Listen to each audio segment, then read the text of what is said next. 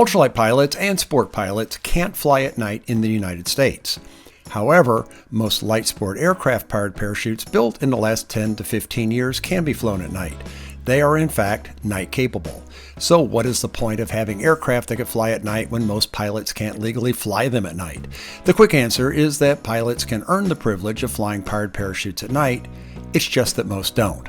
So how can you, as a powered parachute pilot, become night capable yourself? By the end of this video, you will know what it takes to fly at night in a powered parachute. First, let's talk about a common misconception. Most airplane pilots have private pilot ratings, which means that they can fly airplanes at night. Airplane pilots who want to fly powered parachutes have to get trained and endorsed at least as sport pilots. However, that training and endorsement doesn't allow them to fly a powered parachute at night. Many airplane private pilots feel a little confused by that limitation, since they may have flown hundreds of hours at night in airplanes and feel that they have the authorization to do that in a powered parachute. But that simply isn't true.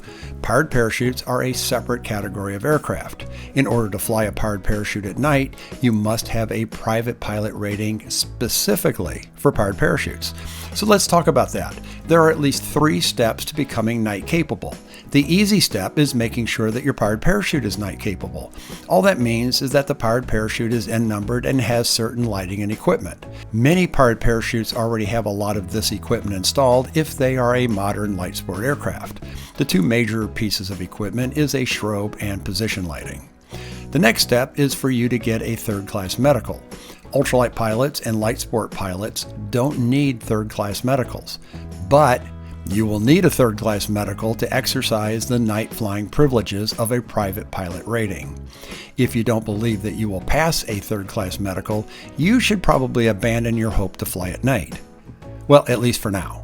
Rules are changing, and the proposed Mosaic rules is the wild card that may or may not change the requirements for a third-class medical. So far, the proposed Mosaic rules still have that requirement for a medical, but Mosaic isn't a final rule yet. There were comments from people in the community who wanted that changed, and maybe the FAA will agree to it. The next thing you're going to have to do is obtain a private pilot rating for powered parachute. This is probably the hardest step. It's a separate rating that's similar to private pilot for single-engine land airplane.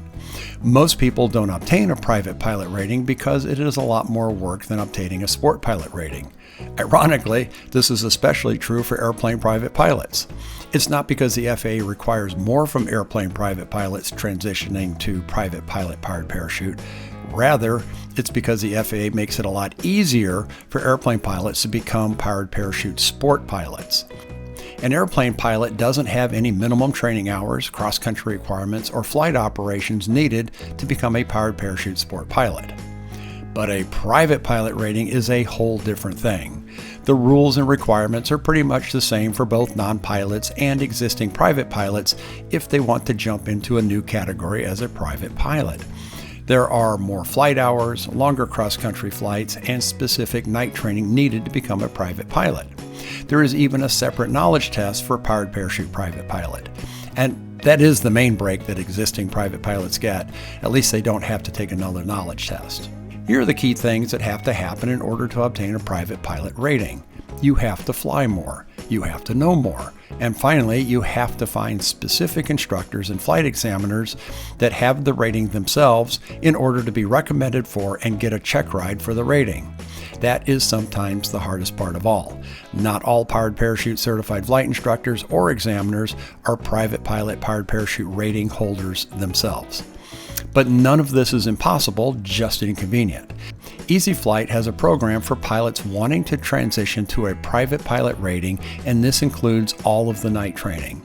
You can learn more by visiting easyflight.com. If you found the video informative, please grace me with a like. And if you want to learn more about powered parachutes, I have a couple of videos here that you may like. Thanks so much for watching, and blue skies.